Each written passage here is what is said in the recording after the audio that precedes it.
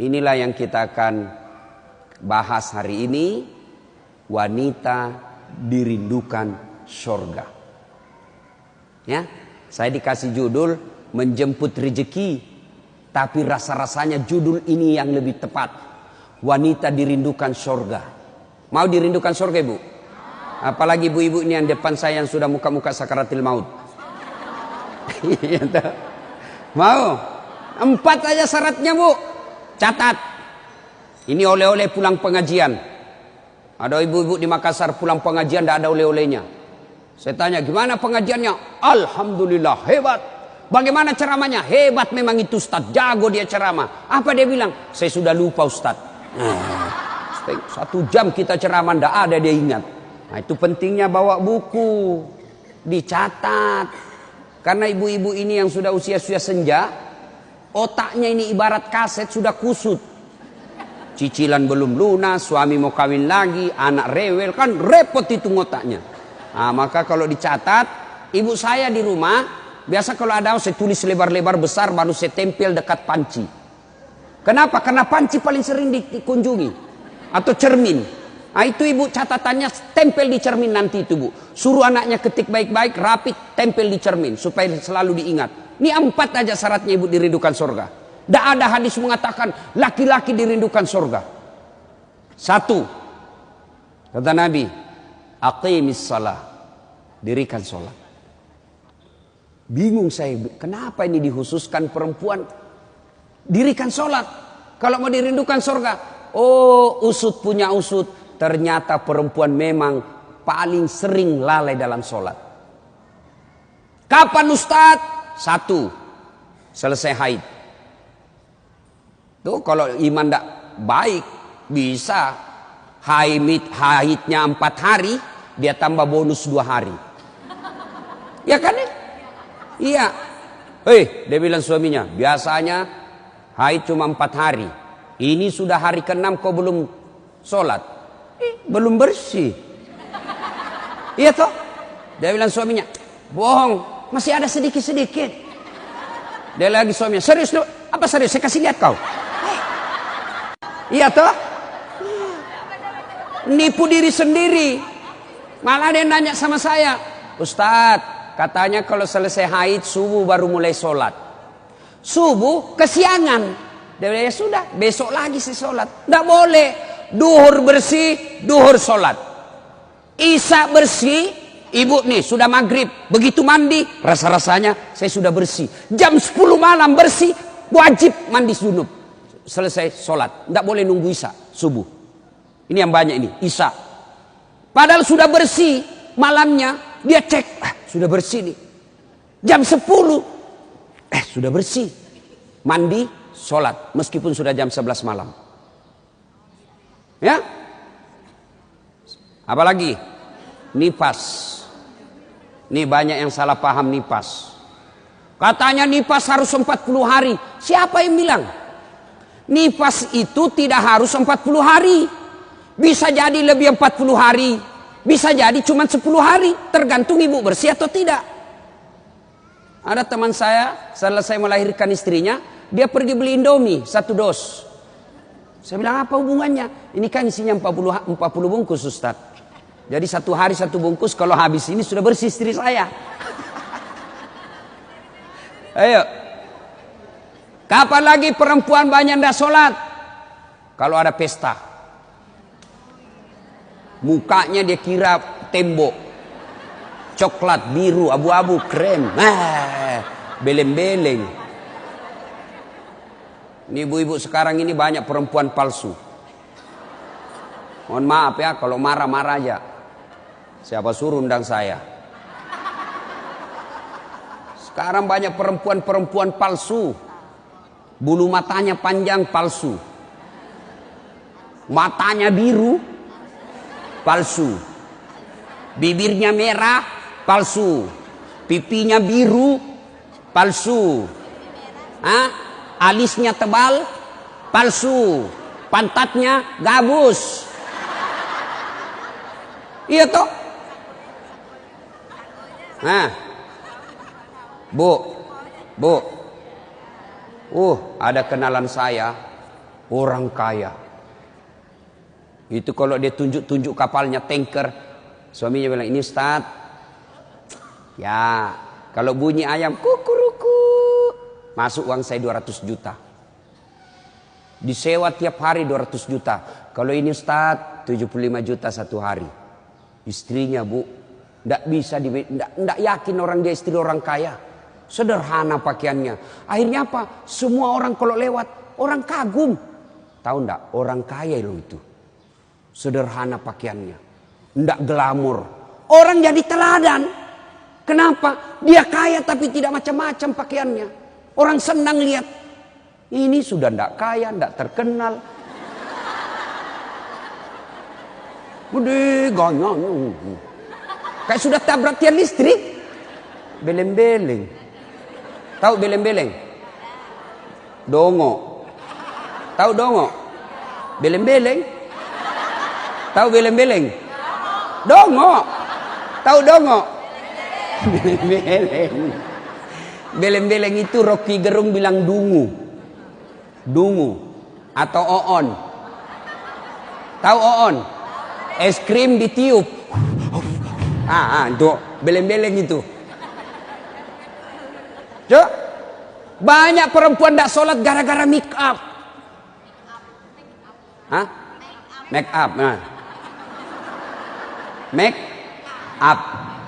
Shadow. Eyeshadow.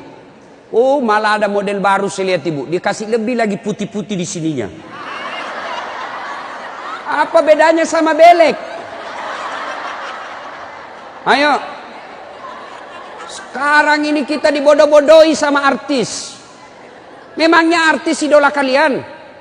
Yuk, ada lagi yang lebih beleng-beleng. Dikasih lebih lagi alisnya sini nih. Ada lebihnya sedikit naik.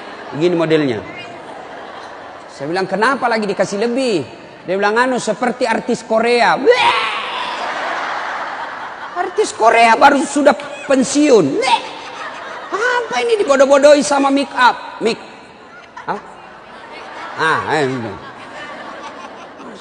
Bu, demi Allah, kami para suami tidak membutuhkan itu semua. Yang kami butuhkan kecantikan hati. Ini cantik-cantik, memang cantik, tapi bukan untuk nyenangin suami. Tapi giliran mau tidur, ndak sikat gigi, daster 3 hari ndak dicuci, kelihatan bulu ketek, muka dikasih bedak kencur, dikasih bawang matanya, ngorok. Bagaimana suamimu ndak menderita? Giliran mau pergi pengantin, Masya Allah, cantik betul. Ibu untuk apa cantik-cantik ini? Biar ibu mondar-mandir macam-macam, tetanggamu tahu ini tetangga saya. Andai kau roba cak menjadi selebriti, mukamu tidak dikenal orang kaya artis Korea, oke lah. Tapi biar diapain orang tahu juga, tetangga saya ini. Udahlah, apalagi ibu yang rajin majelis taklim. Tiap minggu, tiap pekan hidup pengajian. Tapi tidak ada perubahan itu. Rugi. Habis waktu. Tidak ada guna. Mending tinggal di rumah tidur. Majelis taklim. Sudah 4 tahun majelis taklim. Tiap pekan dengar pengajian. Tapi make upnya malas dia sholat. Yang disenangi Allah cantik hatinya. Kalau hati cantik meskipun muka tidak halus, orang senang. Ya. Gara-gara mikam tidak sholat. Jadi bagaimana solusinya Ustadz? Kalau pengantin, mau pengantin, gimana solusinya? Wudhu dulu, baru tancap, sudah itu tahan kentut. Biar sudah wudhu, batal. Sedikit aja keluar Ustadz, batal. Nggak habis Ustadz, batal. Bagaimana? Nah, apalagi yang membuat orang ibu-ibu nih banyak ndak sholat?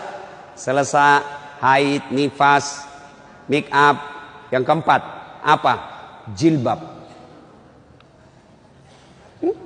Banyak ibu-ibu malas sholat gara-gara jilbabnya susah dipakai. Jilbab sakaratil maut. Saya ibu sudah keliling-keliling ceramah. Mana-mana saya ceramah.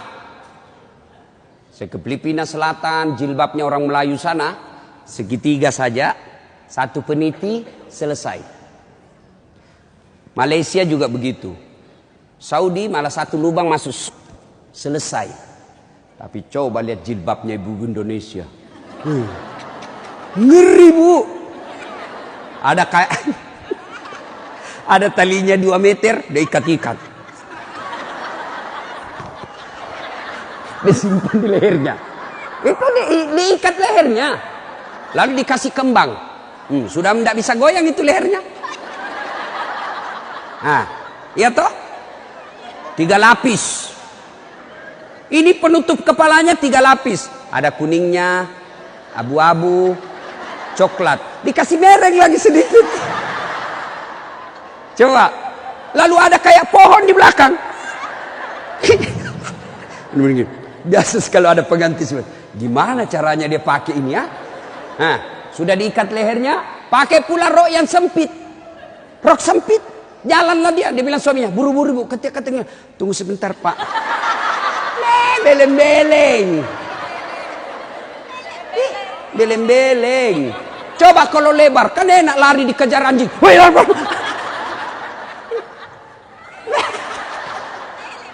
Beleng-beleng. Ayo, Bu.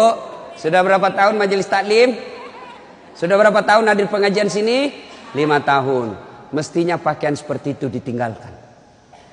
Apa dilarang? Tidak dilarang. Cuma kalau gara-gara itu tidak sholat, hancur ibu. Pergi pengantin, make upnya luar biasa, jilbabnya susah. Tiba waktu sholat, dia bilang suaminya, bu, ini sudah mau hampir asar. Kok belum sholat duhur? Kok pergi sholat? Sadar loh pak. Ya saya sadar, saya suruh kau sholat. Sadar loh pak. Ya saya sadar, ya saya suruh sholat. Oh pergi sholat, apa kata? Kau tidak lihat ini jilbab saya? Ini 2 jam. Beleng-beleng. Ayo, sudahlah. Bu, apa yang saya sampaikan ibu pasti iyakan. Perempuan cantik, tidak terlalu cantik, tapi dia kaya, istri bangsawan, ya, populer, tapi pakaiannya sederhana, itu yang jadi orang senang. Coba kan, dia sudah kaya, cantik, banyak duitnya, terkenal, tinggi sekolahnya, tapi pakaiannya seadanya. Masya Allah, orang semua jadikan teladan. Nah, coba lihat itu nak, itu ibu kaya loh, terkenal, banyak duitnya, tinggi sekolahnya, tapi lihat nak, pakaiannya sederhana. Nah saya mau kok seperti itu nanti nak. Coba lihat, apa Khadijah terkenal dengan jilbabnya yang mewah? Apa Aisyah terkenal dengan lipstiknya yang banyak? Enggak kan? Tapi karena apa? Karena akhlak. Ngapain kita cantik-cantik akhlak kita jelek? Daripada beli make up 700.000 per bulan, ibu sudah 60 tahun, yuk lebih baik beli lipstik palsu, harga 10.000, 690.000, nih bawa ke masjid, itu tabungan akhiratmu. Ada sekali jalan 1 juta, nempel. Daripada itu 1 juta, ada lebih gila. Apa itu?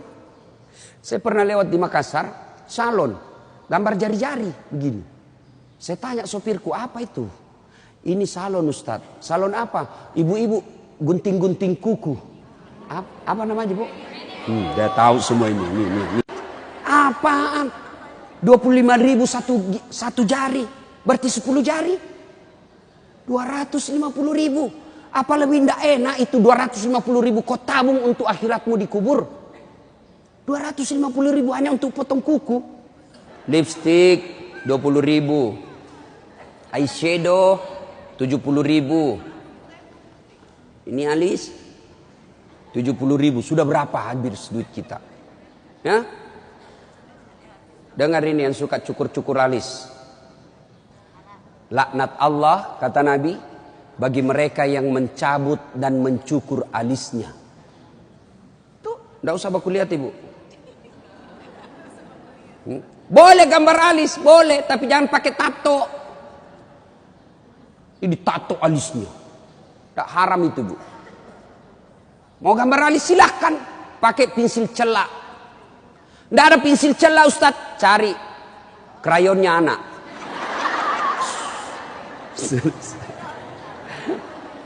Nah ya, kalau ada pengantin, ibu-ibu silakan make up, tapi jangan berlebih. Jangan gara make up dan jilbab ibu tidak sholat padahal sudah 5 tahun majelis taklim. Auzubillah min zalik. Tidak ada gunanya itu. Maka tunaikan sholat dengan sebaik-baiknya, ibu akan dirindukan oleh surga. Saya sudah sholat Ustaz, kenapa hidup saya masih susah? Berarti sholatnya belum sempurna. Ada yang di sini sakit ibu, asam urat, gula, kecil buat Allah sembuhkan itu. Kecil. Apa susahnya Allah sembuhkan penyakit itu? Kecil. Cuma kadangkala ketika kita sakit kita lupa Allah. Kita lebih senang ke dokter. Emang dokter yang sembuhkan penyakit? Ya. Mohon maaf kalau ada dokter di sini. Sampai detik ini saya belum pernah ketemu dokter yang hebat. Kenapa? Begitu saya ke dokter, saya juga yang kasih tahu penyakitku. Iya toh? Assalamualaikum dok. Waalaikumsalam Ustaz. Masih sini Ustaz. Kenapa Ustaz? Menceret-menceret dok. Mules terus perutku dok. Kenapa bisa? Dalam hatiku, ya urusanmu dong, kan kau dokter. Masa saya kau tanya? Yang hebat kalau baru muncul, Ustaz pasti menceret. Itu yang hebat. Tapi kan tidak. Allah tanpa diberitahukan, tanpa curhat, Allah tahu apa penyakitnya ibu. Maka datang sholat. Sudah itu sholat, sudah itu sholat, sudah itu sholat. Baru ke dokter. Ayo perbaiki sholat ibu. Tidak ada susahnya Allah kasih dunia. Ustaz, saya sudah 30 tahun rantau ke Jogja. Tidak bisa beli rumah Ustaz. Masih ngontrak-ngontrak. Tidak usah cari capapnya. Periksa sholatmu. Saya sholat Ustaz. Kok begitu hidupku? Berarti belum ikhlas. Mana buktinya belum ikhlas? Suka nunda-nunda sholat. Asar sholatnya dekat duhur. Duhur sholatnya dekat asar. Berarti ibu perhatikan dah. Coba. Sholat maghribnya itu juga wudunya asar, itu juga maghrib, itu juga isya. Karena berdekatan. Itu tidak ikhlas. Sholat Ustaz. Betul ibu sholat. Tapi pakaiannya itu juga dipakai masak. Itu juga dipakai bertetangga. Itu juga dipakai ke pasar. Itu juga dipakai tidur. Tidurnya ngiler lagi. Ini. Pas dibangun suaminya. Dipakai lagi sholat. Najis. Pantas 30 tahun sholat. Sholatnya tidak bisa memperbaiki hidupnya. Kenapa? Sholatnya tidak sesuai yang diajarkan Nabi. Saya sholat Ustaz. Betul ibu sholat. Tapi tidak semangat. Allah.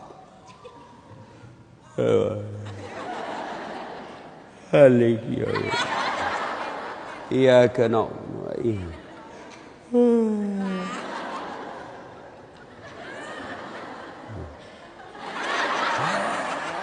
Ada juga yang sholat seperti itu. Ada yang sholat gitu. Allahu Akbar. Sholat kayak ditiup angin.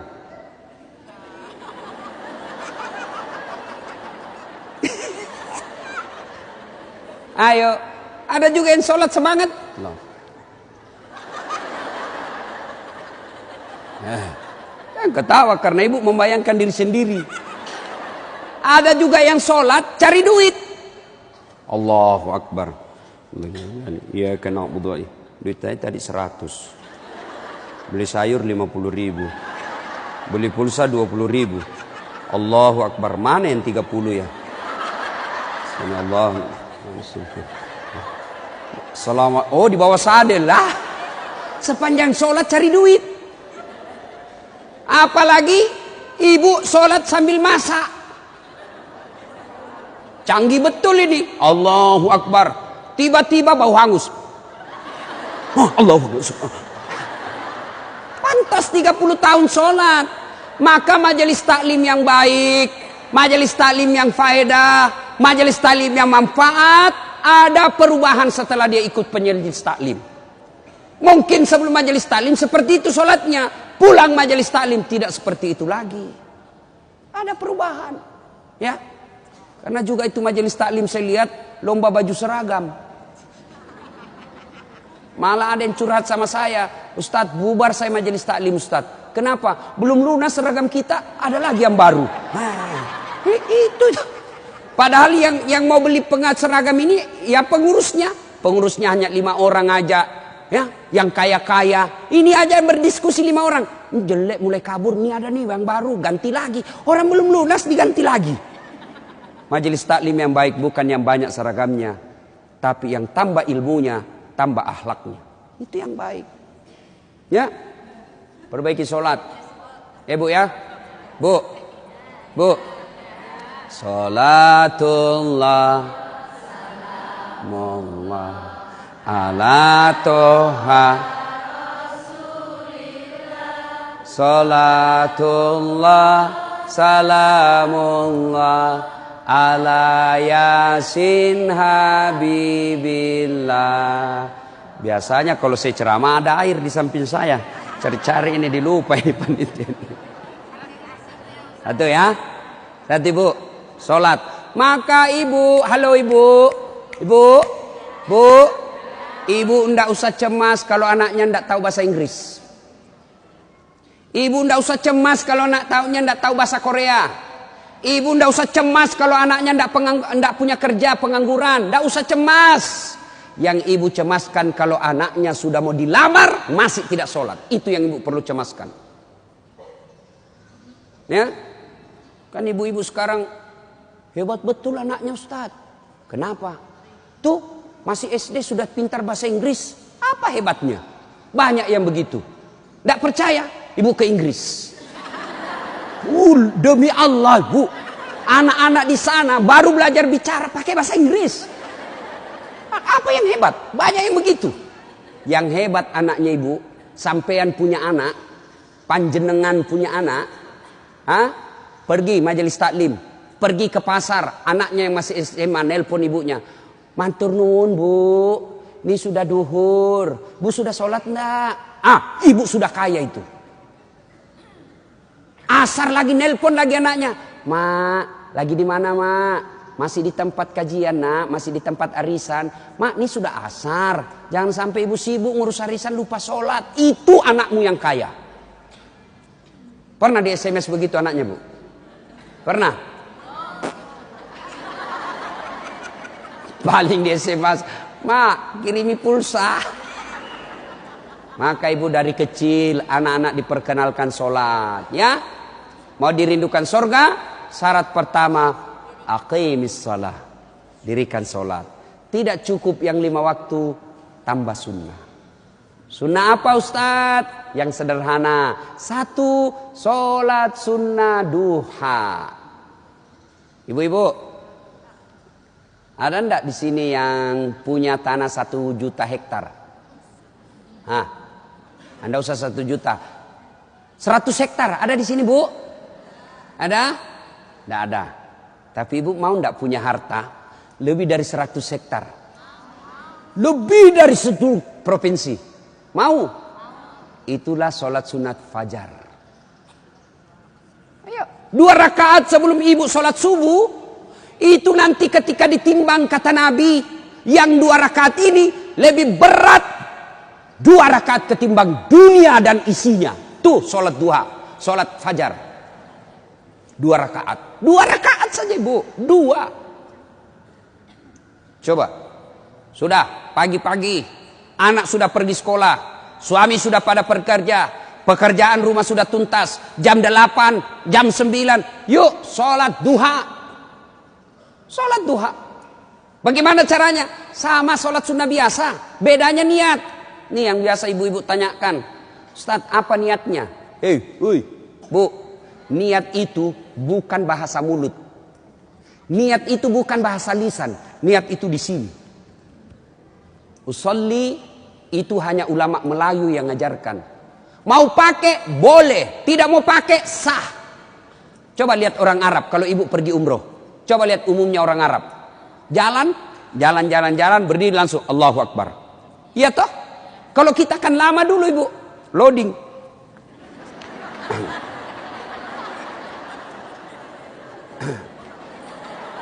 Allah. Duduk. Saya tanya, kenapa tidak jadi sholat ibu? Saya lupa sholinya. Boleh tidak ucapkan. Mau ucapkan silahkan.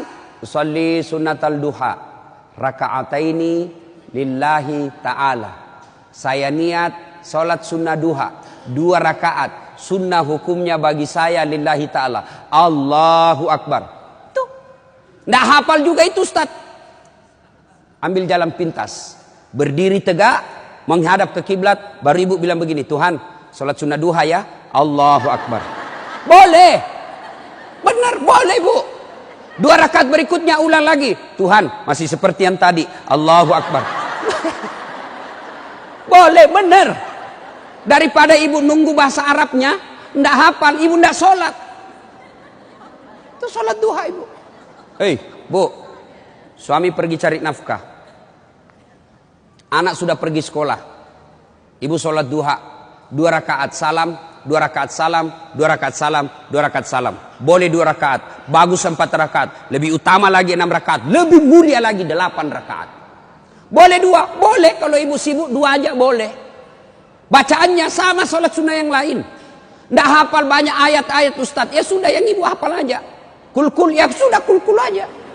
Rakaat pertama kul huwallah. Rakaat kedua kul huwallah lagi. Tidak apa-apa. Bahkan boleh begini bu. Allahu waladhdallin amin. Bismillahirrahmanirrahim. Alif lam mim. Allahu Akbar. Boleh. Rakaat kedua. Waladhdallin amin. Bismillahirrahmanirrahim. Yasin. Allahu Akbar. Boleh. Benar boleh. Jelas. Selesai sholat duha, ibu duduk menghadap kepada Allah, mengadu kepada Allah, ya Allah yang maha kaya. Tiadalah datang rezeki tanpa pertolongan dan bantuan. Engkau yang mengatur rezeki suami saya. Suami saya datang pergi menjemput rezeki ya Allah. Jika rezeki suami saya masih di atas langit, turunkan ya Allah. Jika masih dalam tanah, munculkan ya Allah. Jika masih jauh, dekatkan. Jika masih sedikit, cukupkan. Dan yang lebih penting ya Allah, berkahkan. Doa tidak harus bahasa Arab. Banyak orang selesai sholat, baca doa. Tapi dia tidak tahu apa intinya doa. Doa itu tidak harus bahasa Arab. Nih, rezeki saya. Belum sholat duha ini sudah keluar. Langsung 2, ada pula rotinya. Masya Allah ya. Coba ibu. Doa, dengar bu. Doa tidak harus bahasa Arab. Doa itu kalau bahasa Bugisnya mapaletu. Bahasa gaulnya curhat. Silakan ibu curhat. Bahasa hati. Bukan bahasa Arab. Ibu bahasa Arab belum lagi salah ucap. Tidak ngerti apa yang ibu baca. Malaikat bingung. Apa maksudnya ini ibu ini? Apa maksudnya ini ibu? Mau minta rezeki ternyata doanya apa? Minta anak. Bingung kan malaikat. Jadi boleh bu, ya Allah, bukakan pintu rezekiku ya Allah. Mudahkan suamiku memperoleh rezekinya ya Allah. Sudah itu SMS suami. Bang, jangan menghalalkan segala cara. Baru aja aku doakan abangku selamat dalam mencari nafkah. Salam sayang selalu dari istrimu di rumah. Senang itu. Saya ibu, itu istri saya. Kalau dia SMS begitu, saya kasih lihat semua temanku. Istriku ini SMS-nya. Coba SMS begitu suaminya bu. Jangan galau bang, jangan putus asa bang. Rezeki Allah yang tentukan. Selama abang berusaha, rezeki itu ada. Pun kalau terbatas, percayalah saya tetap setia mendampingimu. Pernah SMS begitu suaminya? Paling SMS-nya bang, jangan lupa singgah beli gas ya. Yuk, sholat duha. Saya banyak dosa Ustaz. Saya perempuan hijrah. Dulu banyak betul maksiat saya lakukan Ustaz. Masa muda saya suka gaul. Masa muda saya selalu ke tempat hiburan malam. Masa muda saya selalu maksiat. Allah jelaskan, wala tai'asu mir rauhillah. Bu, jangan putus asa. Ibu jangan putus asa. Besar dosamu tapi ampunanku jauh lebih besar. Gimana caranya? Yuk sambut dengan sholat sunnah taubat. Gimana sholat sunnah taubat Ustaz? Sama sholat tahajud, sama sholat duha. Cuma beda waktu, beda niat. Kalau duha pagi hari, sholat taubat boleh pagi, boleh. Tapi waktu paling bagus yang dilaksanakan Nabi, selesai sholat maghrib nunggu isya. Jadi ibu tidak ada kegiatan nih, sudah maghrib, datang ke masjid, nunggu isya, tidak usah pulang, nunggunya sholat taubat 6 rakaat. 2 rakaat salam, 2 rakaat salam, 2 rakaat salam, 6. Boleh 2, boleh. Sholat taubatnya, niatnya, sholli sunnatal taubat raka'ataini lillahi ta'ala. Saya niat sholat sunat taubat 2 rakaat, sunnah hukumnya bagi saya lillahi ta'ala. Allahu Akbar. Baca doa iftitah, baca Al-Fatihah, baca surah pendek, ruku, itidal, sujud, dan seterusnya. Kapan taubatnya Ustaz? Sujud terakhir. Sujud terakhir. Ibu taubat. Ya Allah, tadi saya hilap ya Allah. Di kantor saya hilap. Dia pegang tanganku, bosku. Dia remas-remas jari-jari itu ya. Aku pun membalasnya ya Allah. Akhirnya beremas-remaslah kami ya Allah.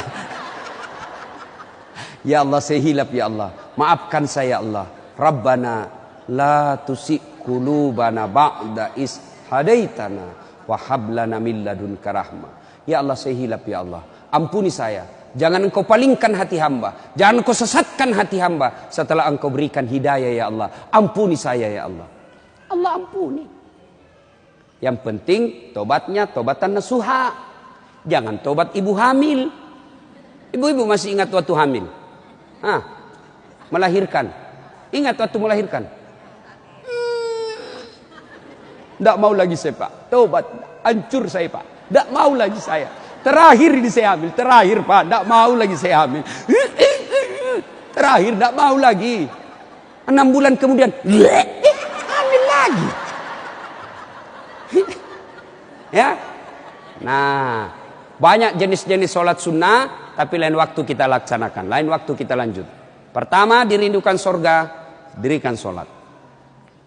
Yang kedua, kata Nabi, wasyamu Ramadan. Berpuasalah di bulan suci Ramadan. Alhamdulillah, tuntas puasa Ramadan. Tapi jangan puas sampai di situ Bu. Maka kita lanjutkan dengan puasa Senin Kamis. Ya, puasa yang paling baik. Puasa yang tidak pernah ditinggalkan Rasulullah. Puasa Senin Kamis. Bu-ibu nih, yang agak lebih berat badannya. Bukan gemuk. Cuma perbandingannya kurus. Bukan.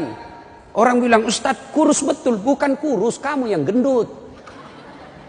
Yang lebih berat badannya, yuk terapi Senin Kamis. Senin Kamis. Ibu-ibu mau sehat, Senin Kamis. Bagaimana? Mulai Kamis ini, jangan pernah lagi lepas puasa. Bangun, makan sahur. Ternyata jam 9, lupa kalau puasa. Makan aja. Terbiasa kan setiap pagi kita sarapan. Nah Kamis ini kita mulai. Karena kebiasaan kita bertahun-tahun sarapan. Ya sarapan makan. Begitu lagi selesai. Wih, Kamis. Ternyata saya puasa. Lanjut. Boleh. Yang tadi 1 mangkuk, rezeki. Ibu lupa. Ternyata siang, makan lagi. Wih, Kamis. Puasa. Lanjut lagi Bu. Benar, ibu lupa. Lanjut. Boleh. Ternyata asar. Ada lagi kasih es cendol. Saya puasa. Sudah, rezeki ibu itu. Yang penting betul lupa. Saya sering begitu Ibu. Lanjut, karena saya lupa. Orang lupa tidak kena hukum. Tiba-tiba saya diajak makan coto. Ustaz, coto. Namanya kita senang ditraktir. Begitu habis. Saya puasa rupanya. Tidak apa-apa, lanjut. Boleh. Yang tidak boleh, ibu misalnya kan. Misal. Bismillahirrahmanirrahim. Misal sudah di dalam nih. Sudah ada di dalam. Baru sadar. Saya puasa. Jangan bilang terlanjur. Batal. Batal itu.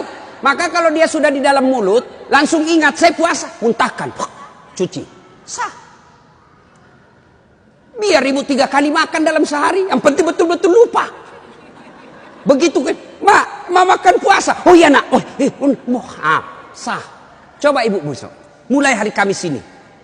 Ternyata jam 10, jam 11 lolos, jam 12 masih bisa, jam 1 enggak tahan. Datang tetangga bawa kue, nyaman lagi. Wah, sudahlah, ya sudah buka. Dari jam subuh sampai jam 1 ibu sudah dapat pahala. Cuma sayang kalau sudah jam 2 rusak, ibu betul-betul imannya lemah. Masa sudah setengah jalan masih mau buka. Tapi pun kalau buka karena sakit, silahkan buka. Sudah dapat pahalanya itu. Coba mulai Kamis ini. Itulah yang disebut majelis taklim yang sukses. Ada perubahan tiap pekannya. Ada perbaikan tiap bulannya. Tahun lalu belum biasa Senin Kamis. Tahun ini terbiasa Senin Kamis. Majelis taklim yang manfaat. Ya, Senin Kamis. Yang ketiga, karena waktu yang sangat terbatas, ini dirindukan oleh surga. Apa itu? Menaati perintah suami. Ini yang berat ini. Taat sama suami ini berat. Bu, berat. Bu, dengar ibu. Ada pada zaman Nabi, bertetangga nih. Tiba-tiba ibu yang tetangganya ini wafat ibunya. Maka tetangganya datang. Misal nih, dia bertetangga. Meninggal ini tetangganya, dia datang panggil anaknya, anak tetangga. Bu Haji, emak sampean wafat. Datanglah membesuknya. Mulai dari sakit. Mohon maaf Bu, saya tidak bisa besuk ibu saya. Saya tahu sakit, tapi suamiku keluar. Saya dipesan tidak boleh pulang, tinggalkan rumah sebelum pulang. Pulang yang utusan. Sakaratil maut sudah ibunya, datang lagi. Bu, ibu sampean sudah sakaratil maut. Datanglah kau besuk. Mau sekali, tapi mohon maaf suami saya belum pulang. Pulang lagi utusan. Wafat ibunya. Bu, yang terakhir kalinya, bumu sudah wafat, maka mau dimakamkan, kau datanglah sekali aja sebelum dimakamkan. Apa kata ibu? Mohon maaf, suami saya belum pulang, saya dilarang keluar sebelum pulang. Saya doakan ibu saya dimakamkan. Tidak datang ini anaknya. Marah ini utusan. Dia datang kepada Nabi melapor. Ya Rasulullah, keterlaluan betul itu tetangga saya. Mulai dari sakit, sakaratil maut, sampai wafat, dimakamkan, tidak datang besuk ibunya. Saya 3 kali datang memanggilnya, ya Rasul. Nabi kata, wih, nak durhaka betul itu. Kok bisa begitu? Kenapa bisa? Ya Rasulullah, suaminya pergi jihad, perang, dipesan sama suaminya, jangan pernah tinggalkan rumah sebelum saya pulang. Mendengar ini, apakah Nabi marah? Subhanallah, dengar ibu, subhanallah. Nabi lalu bersabda, alhamdulillah, diampuni dosa ibu yang wafat karena punya anak, istri yang taat sama suaminya. Masya Allah. Kira-kira masih ada istri zaman sekarang begini? Masih ada. Baru 10 menit pergi suaminya, dia telepon temannya, datang aja, suami saya sudah keluar. Bu, taat sama suami, itu pintar redanya ibu masuk surga. Ibu mau tanda fungsi utama suami? Bu, halo ibu, fungsi utama seorang suami, ibu mau tahu? Mau tahu ibu? Jalan pintasnya ibu masuk surga, passwordnya masuk surga. Kenapa? Ridha suami itu ridhanya Allah. Kalau ibu sudah ridhanya, suami sudah ridha sama ibu, Allah tersenyum kepada ibu. Sebaliknya kalau suami tidak senang sama ibu, tidak pernah baik hatinya suami sama ibu, percayalah, susah ibu masuk surga. Betul, ridhanya Allah itu tergantung ridha suami. Kenapa bisa Ustaz? Karena kami ini suami yang nanggung ibu dunia akhirat. Ibu kira enak jadi suami? Dipikir bagaimana supaya kita bisa beli mobil, ibu bisa ndak kena matahari jalan. Kami pikir suami bagaimana supaya ibu bisa pakai baju baru tiap bulan supaya saudaramu ndak menghina kamu. Dipikir bagaimana supaya suami istri saya pakai emas, berlian supaya tetangganya ndak menghina dia. Itu dipikir semua oleh suaminya. Mana ibu pernah pikir bagaimana supaya saya belikan suamiku berlian? Pernah ibu? Ayo. Bukan cuma di dunia, di akhirat pun ibu ditanggung oleh suami. Beruntunglah wanita Islam. Wanita Islam itu sebelum diperiksa semua amal-amalnya, sebelum diperiksa puasanya, diperiksa hajinya, ada 4 laki-laki yang harus menanggung dia. 4 laki-laki yang harus menanggung ibu. Siapa? 1, orang tua, bapak. 2, suami. 3, anak laki-laki. 4, saudara laki-laki. Ini 4 yang bertanggung jawab terhadap ibu. Kenapa itu perempuan dia pakai jilbab? Ditanya suaminya, ditanya bapaknya, ditanya anak laki-lakinya, ditanya saudara laki-lakinya. Ternyata ini 4 laki-laki yang tidak beres, maka ibu bebas tugas. Itu enaknya jadi perempuan Islam. Beda kami laki-laki.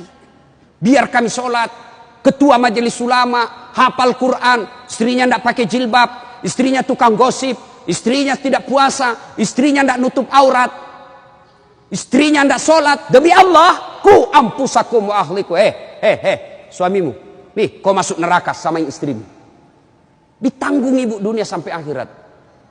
Suamiku tukang selingkuh, Ustaz. Suamiku pemabuk, suamiku tukang tipu, suamiku koruptor. Tidak ada hubungan, dia yang tanggung dosanya. Ibu kalau baik agamanya, tadkhulul jannati bisalam. Kata Nabi, nih 7 pintu surga. Ibu pilih mana yang ibu mau masuki. Tidak ada urusan dengan suamimu. Itu enaknya. Jadi ibu jangan suka ngomel-ngomel. Beruntunglah ibu menjadi wanita Islam. Supaya sekali ngeluh, suami saya anu Ustaz. Ini lebih parah lagi, dia curhat di Facebook. Ada juga ibu-ibu sekarang suka sekali ungkap aib suaminya di medsos. Di mana di kau? Tak kusangka kau begitu. Kesepian banget, Fred. Apa yang begini? Ya, ibu taat perintah suami. Passwordnya ibu masuk surga, ridha suami. Tapi kalau ibu durhaka sama suami, susah. Perempuan sekarang kan banyak tidak hormat sama suaminya. Ketika Nabi Isra Mi'raj kan diperlihatkan. Masuk Nabi surga, Masya Allah banyak betul penghuni perempuan. Begitu Nabi masuk neraka, na'udzubillah min zalik, lebih banyak lagi perempuan di neraka. Lalu ditanya Nabi sama sahabat, kenapa bisa begitu ya Rasul? Ada 2 kelemahan perempuan. 1, tidak bisa tahan mulutnya cerita kejelekan orang. Yang kedua, dia tidak taat dan tidak mensyukuri suaminya. Itu sebabnya. Kalau ibu pandai mengendalikan mulut tidak cerita orang, yang kedua taat sama suami, gampang ibu masuk surga. Cuman kita kan ini penyakit kita. Datang begini masih gosip tuh. Damai tapi gersang.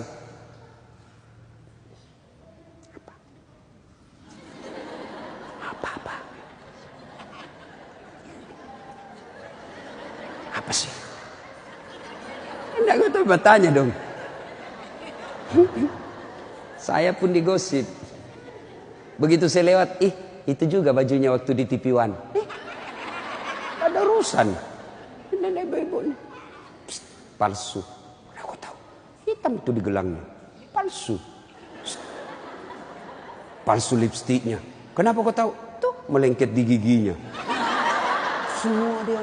Ini habis selesai. Ibu, 1, sholat. 2, puasa. 3, taati suami. 4, jaga harga diri.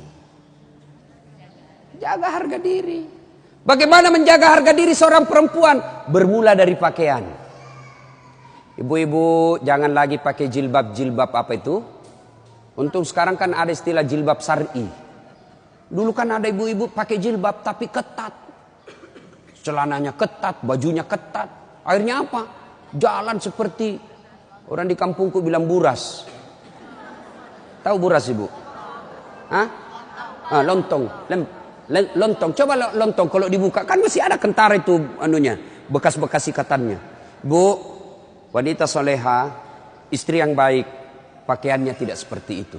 Salah satu menjaga harga diri, tidak pernah keluar tanpa izin suaminya. Kan biasa ibu-ibu keberatan, kok suami lagi? Tapi ingat ibu, ridanya anak ada sama ibu. Allah itu maha adil. Bu mau masuk surga, bakti sama suami. Suami mau masuk surga, bakti sama ibu. Itu putar aja. Jangan lagi ada yang cemburu. Ustaz, saya serumah mertua saya. Kenapa ya suami saya perhatian betul sama mamanya?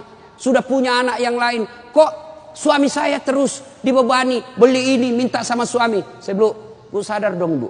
Bersyukur suamimu begitu. Mudah-mudahan nanti anakmu pun sudah menikah dengan wanita lain, dia masih memperlakukan kau seperti ibunya sekarang. Jangan malah sentimen, suami saya begini, suami saya begini. Ibu berapa tahun sama suami? Baru 25 tahun. Itu ibunya dari perutnya. Saya heran kalau ada perempuan cemburu sama mertuanya. Tidak sadar. Gimana nanti kalau ibu punya mantu yang juga kurang ajar? Mau? Maka saya bilang sama istri saya, boleh kau maki-maki saya, boleh kau hina saya, boleh kau lempar kepalaku, yang penting tidak kena. Satu yang tidak boleh, jangan kau lukai perasaan ibu saya. Begitu ibu saya luka perasaannya, kau pembuat sial, keluar kau dari rumah. Tidak ada toleransi. Begitu mestinya kita jadi istri. Kalau ibu-ibu masih susah hidupnya, koreksi aja deh, barangkali durhaka sama mertua. Nah, bagaimana mengabdi kepada orang tua, bagaimana mengurus anak, insya Allah lain waktu dan kesempatan kita akan lanjutkan. Akhirnya kita simpulkan, wanita yang ingin dirindukan surga, 1, pelihara sholat. 2, 3, taat pada perintah suami selama perintah itu tidak melanggar agama. Yang keempat, jaga harga diri. Insya Allah kalau ini kita lakukan, maka Nabi jelaskan, silakan masuk surga, tadkhulul jannati bisalam. Silakan masuk surga dari pintu mana yang ibu mau suka. Subhanallah. Inilah tausiah kita, mudah-mudahan ada manfaat. Terima kasih Ibu Li yang berkomunikasi kepada saya selama ini. Mohon maaf jika selama ini ada komunikasi yang tidak berkenan, dan terima kasih sehingga saya punya ladang amal untuk datang di tempat ini. Mudah-mudahan ada manfaat. Ibu-ibu masih mau dengar ceramah saya? Masih?